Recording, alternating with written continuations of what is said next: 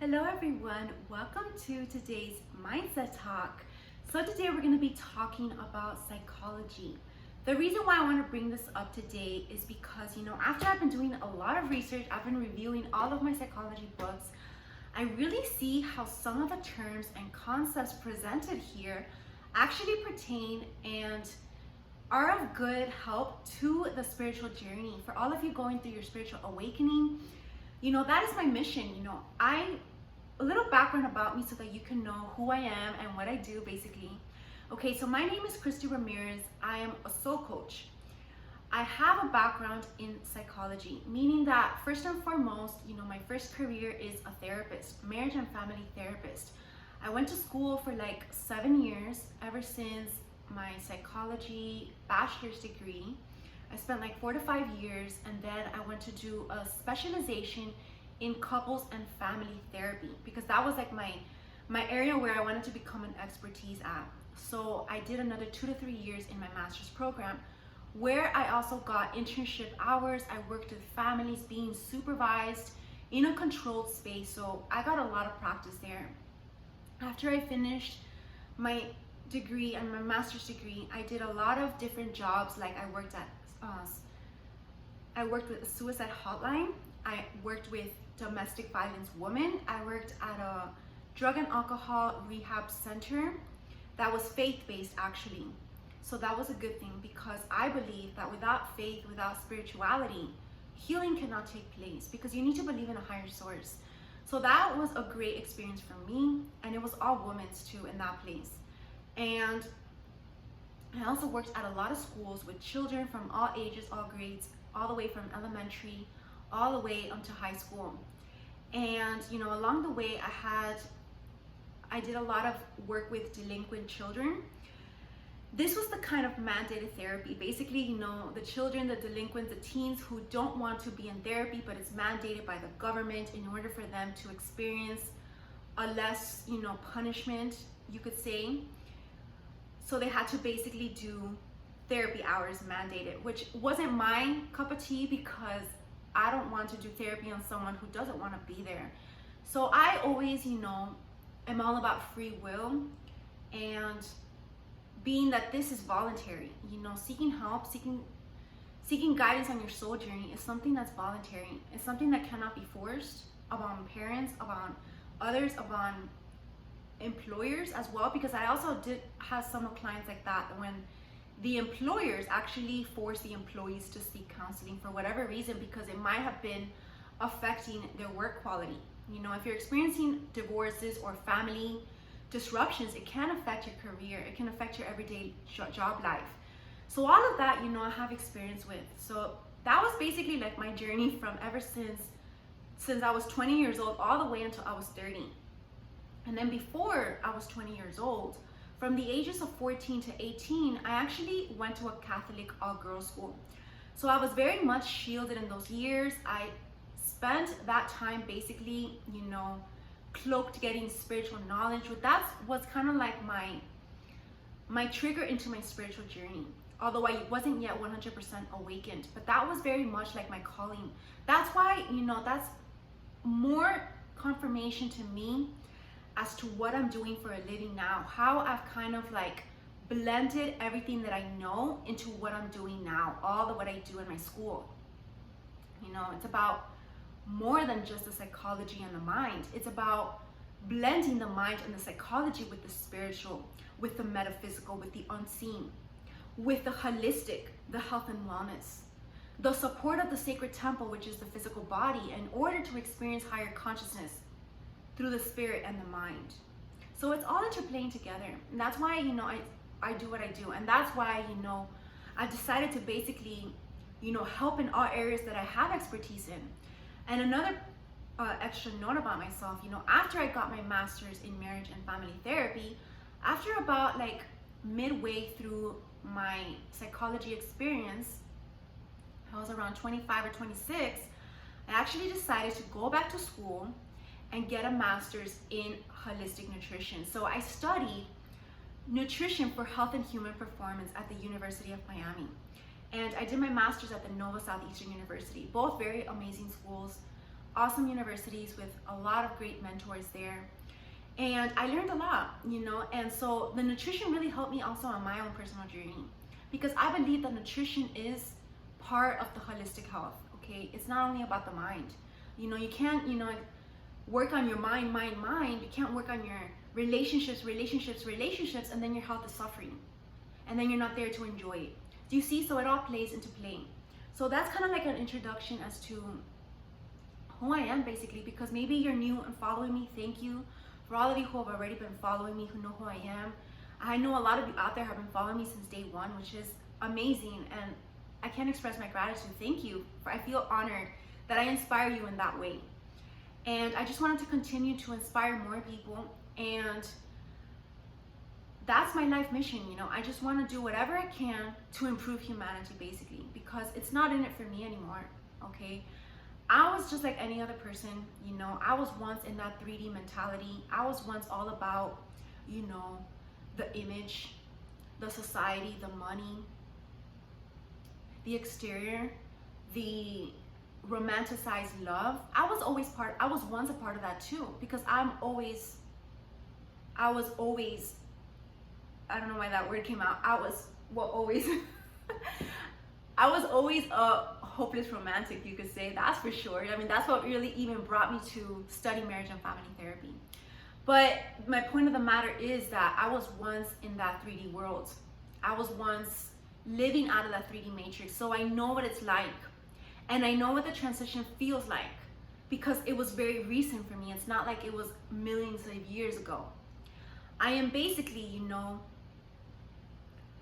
a little over beginning already to experience my 5D self, my true spiritual mission that basically I just started a little less than a year ago. Okay, this is my spiritual mission, my higher calling.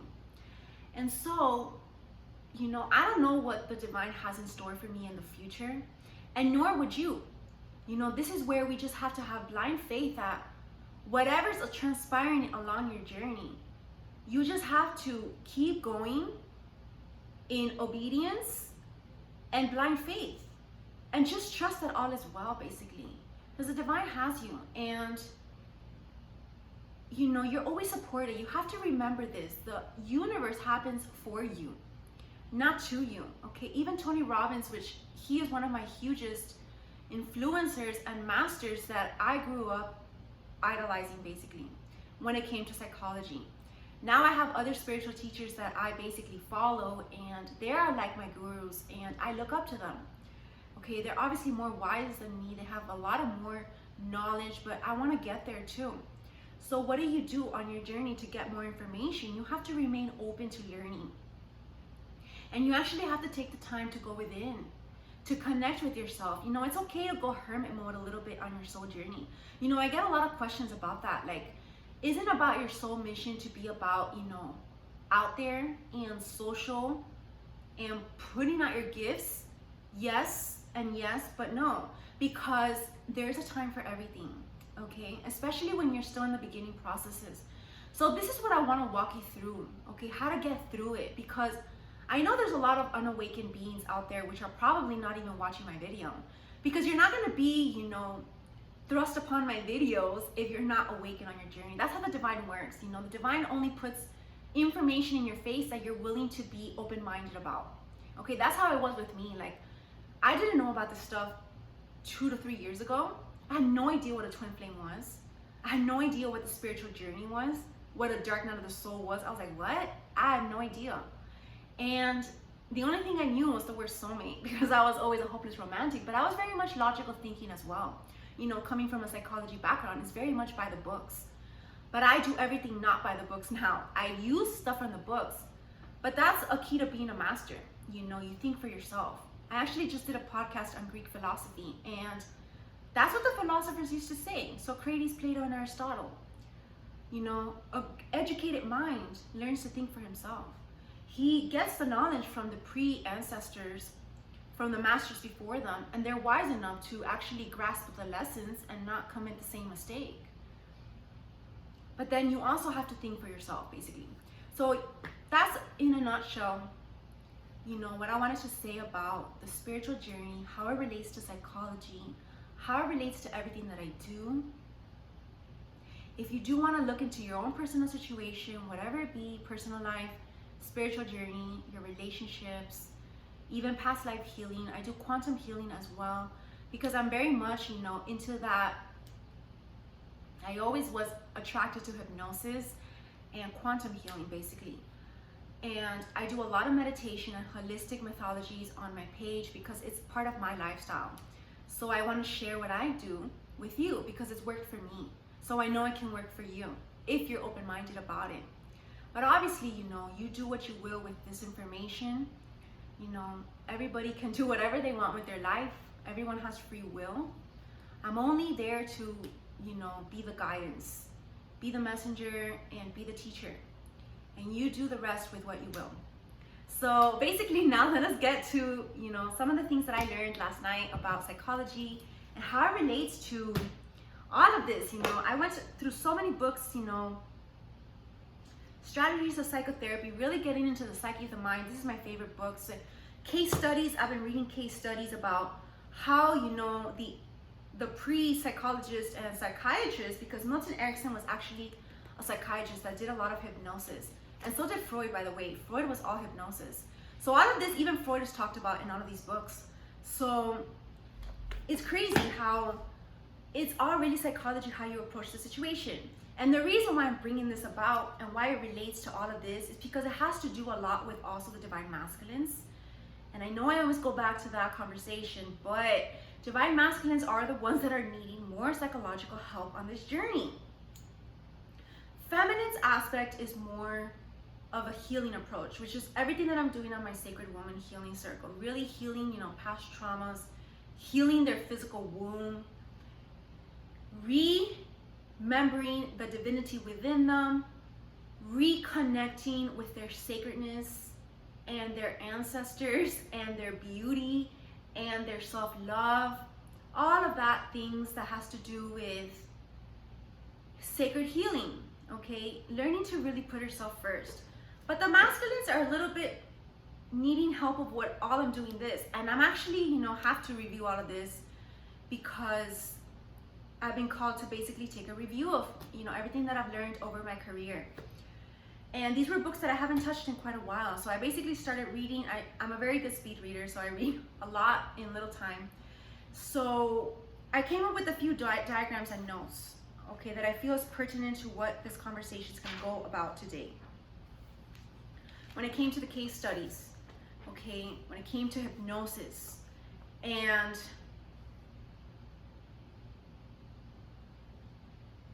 the thing is, divine masculines are experiencing a lot of resistance on their journey to change. And that's where Erickson comes through, okay? Because Milton Erickson was a genius when it came to helping people overcome their addictions, any kind of eating disorders, any kind of phobias, any kind of fears, any kind of sexual dysfunction, a lot of, taboo subjects. He was great at dealing with. People called him crazy, but they always turned to him, basically. So that's the thing about, what's funny about spirituality and like people who are geniuses, like people are not going to follow you until they need help. Like, you know what I mean? Like, and it's okay, because that's part of the ignorance of humankind. Everybody's ignorant at some point. We have to basically accept that we don't know anything. Okay, that's actually everything that I talked about in my Greek philosophy podcast. Not until you're at the bottom of the rock, until you're hitting rock bottom, basically, are you gonna actually now want the help that the divine's offering you. But when everything's going, dandy and beautiful in this 3D world that you've created through your ego, you disdain and basically cough. What is that word? You basically, like a cough, like a mock all of these spiritual things, all of the psychology methods, but yet then when you need it most, you're crying back to the divine that you're sorry and now you need help because you've been put in that position. But you see how that's, a little bit distorted, okay? And I actually talk about distortion here as well, because that's distortion, only believing in God only believing in your spiritual journey when it suits you, that's not being authentic, okay? I actually made a whole page on just distortion because that's huge right now. Okay, look at this. No one can deny the patterns of perception persist after they were learned. So this is about the codification system. We've been codified through our ego by preconceived societal beliefs and the matrix, basically. So hence, this means that we perceive our new relationships in terms of previous relationships, and we will both modify our previous perceptions and maneuver the new relationship to meet our previous perceptions. This causes misperception. This is the distortion that divine masculines have been going through, okay? Based off the previous relationships which were hurtful, based off betrayal, cheating, etc. They have perceived their new relationships, essentially, you know, the divine feminine, the true love twin flame bond or divine soulmate, and have modified their previous perceptions before the, you know, toxic relationships. Before you were ever in a toxic relationship, everybody thinks that love is beautiful, love is possible, love is, you know, of the highest.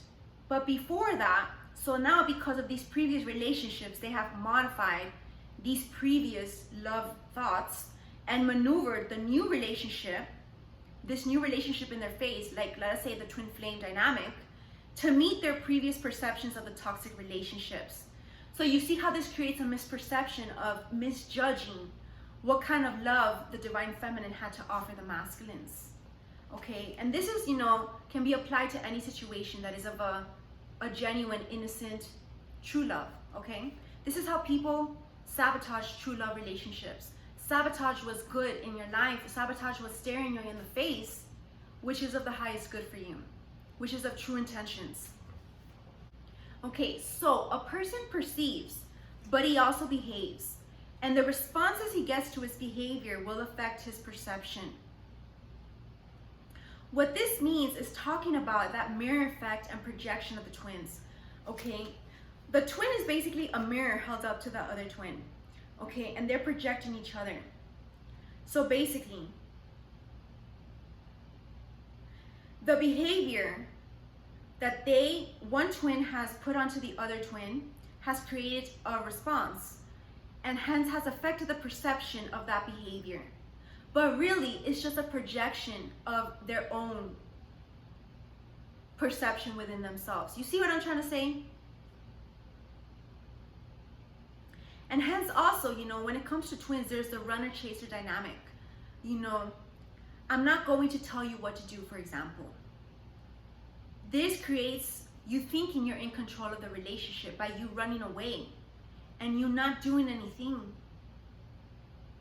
And hence, I'm not going to direct you what to do.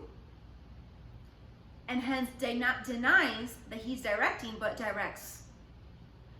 So hence, he runs away from the relationship. I'm not going to tell you what to do. I'm not going to force you.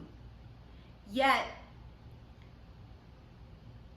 it creates a chaser dynamic, because if someone runs away in a relationship, it's going to create someone to be more wanting to chase. The more one runs, the more one chases. The more one chases, the more one runs. This is a psychology principle that happens, and this is a part of the separation stages that the twins go through.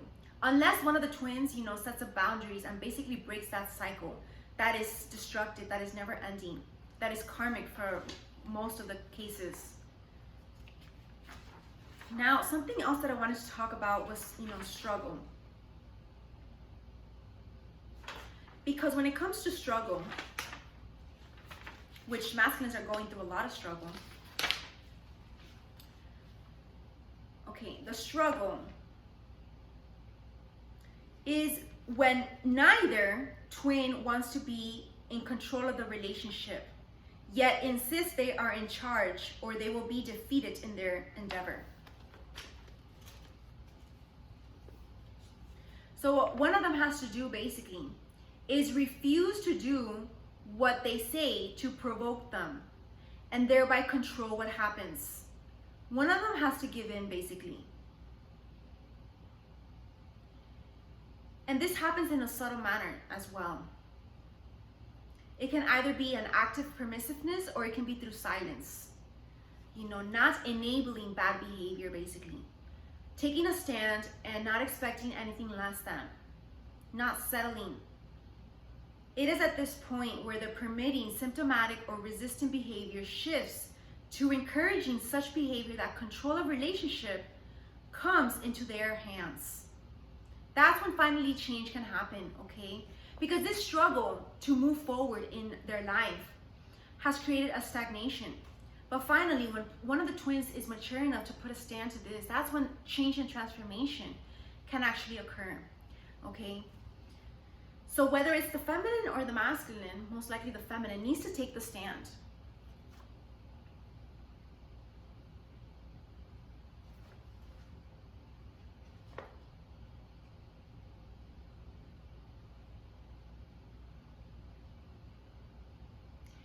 And then, see, he has no choice but to give in because he has no control of the situation.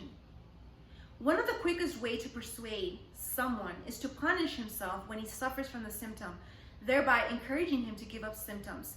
So when it comes to these addictions that masculines are dealing with, one of the quickest ways that, you know, maybe a counselor, they're seeking help, or they themselves can do it to themselves. You can provide therapy to yourself and hold yourself accountable through self-monitoring, having a journal, logging these incidences, okay? Punish yourself every time you engage in your addiction or negative thinking, okay? So have actually a journal that's gonna be your therapeutic journal. And basically, if you're engaging, let's say, in a temptation, or you're seeking that alcohol, that booze, or you're getting high off of a drug, and it's only making you suffer, well, punish yourself when you engage in that symptom. Thereby, it's going to encourage you to give it up because you don't want to perform that ordeal. Okay, there's a story of a case study here, which is that of the, there's a case study here that I wrote about the grandfather who mops the floor. Okay, he will do anything to get out of that ordeal of mopping the floor in the middle of the night if he doesn't get his hours of sleep, including getting more sleep. Okay, so he's basically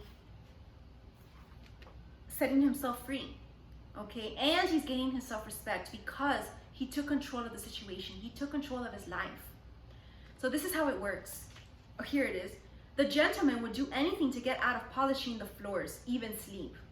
And this involves committing the client to wanting to give up the symptom, drawing him out on some activity which he does not like, but preferably feels that he should accomplish, and persuading him to go through with the activities as directed. The cure involves the patient accomplishing it himself and thereby gaining respect for himself. You see?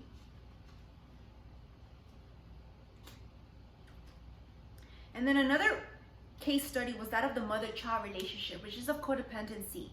Okay, how do you get rid of this codependency? It's by actually, you know, taking the attention away, because that's what it is. You know, when a child seeks the attention of a parent, it can either be through good or bad behavior.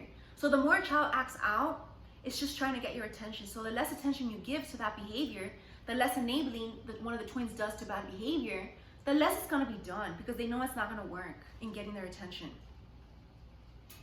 Now, when it comes to any anxieties or phobias, because I feel like masculines are really, really dealing with anxiety issues, I've been feeling that strongly. And even like a little bit of paranoia or just fears. Fears of, like, you know, society, or just fears of self-worth, being too hard on themselves, and like, you know, this perfectionism or not feeling good enough, okay? In this case, the goal is to help the patient understand what is behind this anxiety or phobia, so that it distracts the patient's attention, shifts the perception, the mindset, aka our mindset talk, or change his effect in the situation, aka the behavior, or how it influences his emotions. So basically, you're gonna have the patient enter this phobic situation under the therapist's control.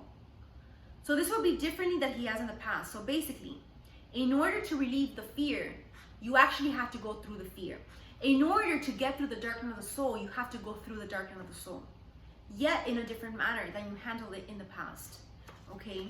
Your reasonings and rationalizations for the situation are gonna change, okay? You're gonna tell yourself a reassurance that I will be okay. I will be okay. I will be okay. All is well. All is well. I am safe. I am safe. I am safe. I am protected. I am protected. I am protected. And this will create, why is now any different than the past? Because there's a greater understanding now, okay, as to this whole entire situation from your journey. There's greater insight, either spiritually or through your own spiritual gifts and through your own knowledge and wisdom that you've gained on the journey. You've gained third eye intuition insight, intuitive insight. And you basically deconditioned your mind to fear this or have anxiety about whatever it is worrying you. You're gonna desensitize the autonomic responses, which is part of the nervous system, which I talk about in the science of yoga. Because the nervous system has all to do with our fears and our anxiety. So you have to tell yourself to keep calm, basically. And then, there's another anxiety example that I wrote here about. It's like the more one asks the person to become anxious, including helping him by asking him to think of anxiety situations, you're kind of probing them, then it's gonna be the less anxious they'll become. Now, obviously this doesn't work for traumas or neural pathway causes. That would be deeper healing, like the quantum healing and stuff like that. So you're gonna have to book a session for that, because traumas is a different matter.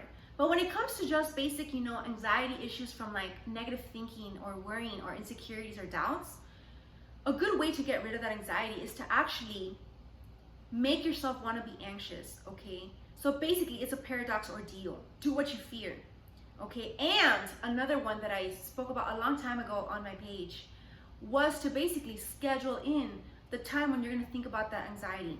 So schedule in, like a few minutes of the day. Let us say it has to be 20 minutes in the afternoon at a certain time. Schedule it. Only during that time are you going to be thinking those thoughts. Okay, the rest of the day you cannot think about that. And that's going to create a more structured view of this anxiety. And even Freud talks about this, okay? When it comes to Freud's psychoanalytic point of view, when it comes to distortion, for example, I had to write it because it was so relative to this. The patient's problem is largely one of distorted perception and effect. All problems of the mind are cause of distortion, distorted thinking, distorted femininity, distorted masculinity, distorted ways of acting, distorted ways of being, distorted ways of thinking. So the patient's struggle is largely with himself. That's it. Nobody in the exterior world is a part of your problem.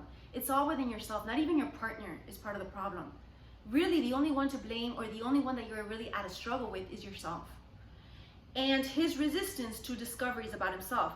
Chances are, if you're in a struggle in your life, if you're resisting your spiritual journey, it's gonna create more anxiety. It's gonna create more pain. It's gonna create more distortion. It's gonna create more chaos in your actual life, drama, because it's not in line with who you are to become anymore. You see, when you start to awaken on your journey, there's certain things that you can't go back to anymore. It can even be like career or even job environments. No longer they're gonna not only resonate with you, but the divine's not gonna put you there because you're meant to be doing something better. And if you're at that place when you're awakening, the universe is gonna give you a huge wake-up call and speak very loudly to you as to what you need to get rid of. Whether it be a person, whether it be a relationship, whether it be a way of thinking, whether it be a way of treating yourself or speaking to yourself in the mirror. Any of these things are created through distortion. And the struggle is when you resist the healing, okay? Because you're afraid of what you might discover about your true self, your higher self.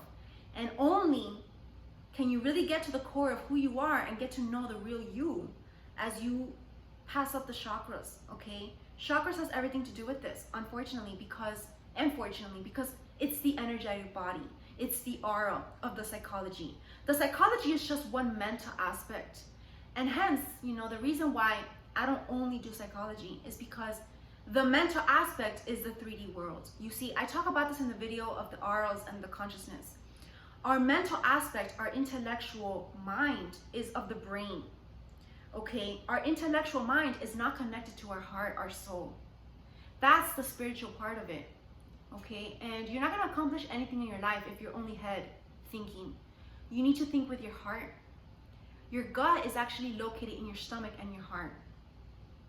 The mind goes after. You know, sometimes you have to make illogical decisions in your life. That's going to take you a completely different direction that you thought you were going to go in your life.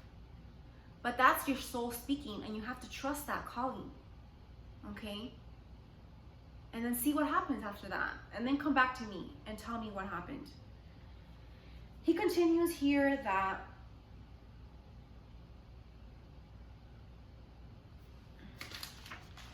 okay, well, that's actually most of the only things that I really wanted to talk about today. Now, I also did a few diagrams about problem versus solution cycle. For example, you know,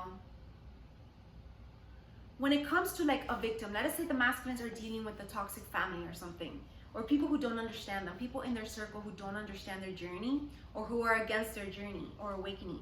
So here we have, you know, the victim, let us put it, is the DM, okay, divine masculine, acts listless or helpless and despondent. Okay, this is part of depression as well. When you act helpless, you think that you have no control over your life. Learned helplessness is part of depression. Then the family members or the people in your circle, your friends, whatever, act helpful and do things for him to try to cheer him up. But we don't know if this intention is of good nature or not. But then this becomes a problem cycle when this becomes addictive and basically a never-ending cycle where there's no solution. Because the more this person acts depressed and hopeless, the more the family is going to want to help them. So they do everything in their power to cheer them up. And then this person feeds off that attention and that, you know, nice nurturance that they keep doing what they're doing because that's feeding their ego or feeding their depression. Okay, so this becomes a destructive, self-sabotage, stagnant situation. Okay, so here we have another situation where maybe, you know, they're stubbornly withdrawn. Okay, maybe they don't want help. So they're becoming stubborn in resisting help. Hence, the family members now persist in being helpful, but display annoyance and exasperation because it's being rejected, okay? So the more one stubbornly withdraws, the more they're gonna wanna help them and actually wanna get their attention to actually, you know, do something with your life, but they're gonna become exasperated and actually they're gonna annoy this victim here. So that becomes a problem cycle as well because that is not creating a solution. Now, how do we create a solution cycle to this? If the victim, if the family is acting helpless or even discouraging, okay, they're doing the opposite. Now the victim here is going to become more active and lively and less withdrawn. So this is about withdrawing your energy, stop enabling bad behavior so that eventually that person can take control of their own life and seek the help that they need. Okay, that's the solution for that. Then we have here, let us say the family members act more cheerful and less exasperated and annoyed versus here, right? Now the victim is gonna act more cheerful and his mood is gonna improve because energy is everything, okay? If you are energetically cheerful towards another person, it's gonna make them wanna be cheerful as well. Cheer and joy is contagious. So that's gonna create a more positive solution rather than getting, you know, exasperated at the person who needs help. If they're really stuck in a black hole of depression or suicidal ideation, rather than becoming annoyed at it, it's gonna make the other person feel bad about it too. Reverse that and cut the cycle by you showing them the solution, by you being the joyful one, okay? Now, let us end real quick with another example here. We have the client here, or the divine masculine, is trying to push away any intrusive thoughts. So now this is more into the psyche, individual psychology. They're trying to push away these negative thinking and these intrusive thoughts. Now, the negative thoughts become more controlling. You see, because the more you resist temptation, for example, the more it takes control over you. You see, the more you attract it, because the more you're resisting it. So this is energy, whether it's positive or negative, you see. Whether you put more energy into resisting or doing, it's still the same amount of energy into that situation. Okay, so basically what you have to do is like let go and stop thinking about it. So what would be the solution to this? The person, divine masculine, bringing on these disturbing thoughts, bringing on these thoughts onto themselves, actually confronting them. Why am I having these disturbing thoughts? Hence, the disturbing thoughts were going to be less controlling, because now you have control and power over the thoughts. Now this becomes the solution cycle. The more you take a look at it, the more you can actually come about to a solution and a reasoning as to why it's disturbing your mind. Then we have the example of, let's say, the divine masculine trying harder to control the bad thoughts or even resist temptation. So they become more frustrated with a lack of control. This creates frustration now because they can't control it. Now, this is going to create, in a result, obsessive thoughts that become more frequent, intense, and disruptive. AKA, this is the OCD cycle, the obsessive compulsive cycle. Okay, because the more you resist, the more it becomes an obsession. And the more it becomes an obsession, the more it becomes a compulsion, and the more you have to do it to fulfill that need, basically, that urge, that craving. Now, what would be the solution cycle? The person eases efforts to control bad thoughts. So basically you ease, so I forgot the arrows here. Ease efforts to control bad thoughts. Hence, the obsessive thoughts become less frequent, disruptive, and the client experiences greater self-control.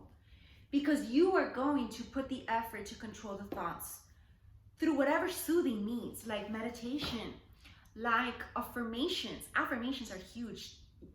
Purchase my affirmations cards, because those are very, very helpful. What else? Prayer. Getting in tune with yourself, listening, doing other productive activities, cathartic activities like journaling, self-healing methodologies, cleansing, purification rituals, activities that help you to basically get that energy out of you, that are healthy ways of productivity. So all of these things can really, really help you to overcome these negative addictions. So what I'm going to do now is I'm going to actually go Facebook Live on my Facebook group of the Twin Flame Updates. If you're interested in watching that video, where I'm basically going to provide some insight into further energies, current energies, and channel messages. I will be going Facebook Live there throughout this week. So check those out, friend me there so you can have access to those videos that will be posted there afterwards. So I'm going to leave you all with that education today of psychology and the talk of twin flames and mindset. So have an amazing and beautiful day. Thank you for following me. Have an amazing and beautiful day. Namaste.